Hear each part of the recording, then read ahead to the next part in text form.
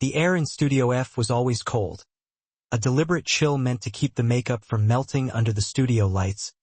But today, Howard Kurtz felt it in his bones. He sat at the polished glass desk of MediaBuzz, his fingers tracing the edge of a script that would never be read. The teleprompter was black. The red tally light on camera 1 remained lifeless. It wasn't just a cancellation. It was an erasure. 30 minutes ago, the network executives had called. It wasn't a meeting. It was a notification. Strategic realignment, they called it. The Sunday slot was too valuable. The demographics were shifting, and Howard, with his measured critiques and journalistic old-guard sensibility, was, in their words, legacy hardware in a software world. Howard stood up, unclipping his lavalier mic. He walked out of the studio, passing the bustling control room where producers were already scrambling to fill the void. He expected sympathy. He expected averted eyes. What he didn't expect was the laughter erupting from the green room down the hall. He knew that laugh. It was sharp, distinct, and carried the specific cadence of someone who knew they were winning. Greg Gutfeld. Howard paused by the door, just slightly ajar. It's not tragedy, it's evolution. Greg's voice boomed, followed by the sycophantic chuckles of his writing staff.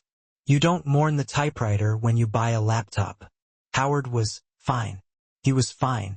But fine is the enemy of viral. You can't put measured analysis on a TikTok. You can't make a meme out of a balanced perspective. Howard felt a flush of heat rise up his neck. It wasn't just the cancellation. That was business. It was the immediate predatory digestion of his failure by a man who called himself a colleague. That night, Gutfeld aired as scheduled. Howard watched from his study in Maryland, a scotch in hand, the liquid trembling slightly. He told himself he wouldn't watch. He told his wife, Cheryl, that he didn't care. But he had to know. The opening riff began. Greg sat there, leaning forward, that mischievous, impish grin plastered on his face, the face of the new Fox News. So, Greg began, looking directly into the camera. Some changes around the building today. Big changes. You know, in nature, when an old tree falls, it makes room for new growth. Or, in this case, it just makes less noise. The audience laughed. A canned, raucous sound. My good friend Howard Kurtz, Greg continued, his tone dripping with a sarcasm so thick it was almost tangible. Great guy. Loves newspapers. Remember newspapers? They're those things homeless people use as blankets. Howard loved the process of journalism. But let's be honest, folks. Nobody wants the process anymore. They want the verdict. And today the verdict is in. Greg swiveled in his chair. You see, there's a lesson here. It's not about being right anymore. It's about being interesting. Howard was right a lot. But was he interesting? Well, the remote control is the ultimate ballot box, and the people voted channel up. Howard turned off the TV. The screen went black, reflecting his own shocked expression. This wasn't just a joke. It was a public execution. Greg wasn't just dancing on his grave. He was selling tickets to the funeral. The next morning, the internet was ablaze. The clip of Gutfeld roasting Kurtz had gone viral. Comments flooded in. Gutfeld is a savage. Finally, someone said it. R.I.P. Boomer News. Inside the Fox News headquarters in New York, the atmosphere was electric and toxic. The hierarchy of smears that Gutfeld so often philosophized about was playing out in real time within the building. There were two camps. The traditionalists who viewed news as a sacred duty, and the entertainers who viewed news as content to be molded. Howard went in to clear out his office. The box was cardboard, flimsy, indignities piling upon indignities. As he packed his framed photos, pictures of him with presidents, with Walter Cronkite, with the giants of an era past, Greg leaned against the doorframe. No hard feelings, Howie, Greg said, sipping a Red Bull. Howard didn't look up.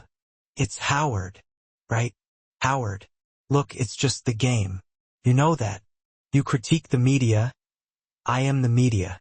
I just beat you to the punchline. Howard finally looked at him. The younger man looked energized, feeding off the chaos. You think this is a game, Greg? You think destroying credibility for a laugh track is sustainable? You're feeding them candy for dinner. Eventually, they're going to get sick. Greg laughed, a dry, humorless sound. They've been eating candy for 10 years, Howard. They aren't sick. They're addicted. And I'm the Candyman. You're trying to sell them broccoli. Nobody likes broccoli. You kicked a man when he was down, Howard said quietly. On national television. A colleague. Greg's smile vanished, replaced by a cold, calculating look. Colleagues are just competition you share a bathroom with. You weren't fired because of bad ratings, Howard. You were fired because you became irrelevant. I didn't kill your show. Boredom did. I just wrote the eulogy. Howard Kurtz was not a man of impulsive action. He was a man of research, of sources, of deep dives. He retreated to his home, but he didn't retire. He began to work. He knew Greg's weakness. It wasn't his politics. It was his ego. Greg needed to be the smartest person in the room, the one who saw through the matrix of society. But Greg was also sloppy. He thrived on instinct, not verification. Howard began to dig. He didn't look for scandals. Greg was immune to scandals. He thrived on them. Howard looked for hypocrisy. He looked for the one thing Greg's audience would hate: inauthenticity. He found it in the archives of a defunct literary magazine from the late 90s, a publication so obscure it hadn't been digitized until recently. There, under a pseudonym that Howard traced back to a young Greg Gutfeld through a shared P.O. box, were essays. Not conservative satire. Not libertarian manifestos. But earnest, weeping, pretentious poetry praising the very woke constructs Gutfeld now built a career destroying. It was a smoking gun of insincerity. It proved that the Gutfeld persona wasn't an evolution of thought, but a carefully constructed character designed to exploit a market gap. Howard sat on the information. He didn't leak it to the New York Times or CNN. That would play into Greg's narrative of US versus them. Howard needed to hurt Greg from the inside. He arranged a meeting with the only person Greg feared, the unspoken, looming presence of Lachlan Murdoch. The meeting didn't happen in a boardroom. It happened via a proxy, a high-level consultant named Silas, in a dim steakhouse in Midtown. "What do you have, Howard?" Silas asked, cutting into a ribeye. Howard slid a manila envelope across the table. "Proof. Proof that your golden goose is a fraud. He's not a believer. He's an actor. And not a good one." Silas thumbed through the photocopies. He paused at a poem titled "The Velvet Cage of Patriarchy." He looked up, an eyebrow raised. So? He was young. People change. "It's not about the change," Howard pressed. "It's about the brand. Gutfeld sells authenticity. He sells the idea that he's the only sane man in an insane world. If his audience finds out he's just playing a part, that he's actually one of the liberal elites he mocks, playing dress up for a paycheck, the trust evaporates. And without trust, the ratings die." Silas closed the folder. "What do you want, Howard? Your show back?" "No," Howard said, his voice steel. "I want an apology. On air. During his monologue. I want him to admit he was wrong to attack a colleague. I want him to show humility." Silas laughed. "Greg? Humility? You're asking for a miracle. Then I leak this to every conservative Substack and forum on the internet. Gutfeld, the secret liberal poet. It will destroy him." Silas sighed. "I'll make a call." The pressure came down on Greg 3 days later. It wasn't explicit. No one ordered him to apologize. But the network suggested that a tone adjustment might be necessary to unify the brand post-shakeup. They hinted that legacy partners were uncomfortable with the infighting. Greg paced his office, furious. He knew Howard was behind it. He didn't know about the poems, but he felt the ghost of the old guard squeezing his neck. "He wants me to bow." Greg shouted at his producer, Kat. He wants me to apologize for winning. Maybe just a small nod, Kat suggested timidly. Just say you respect his service. Keep the peace. Peace is for losers.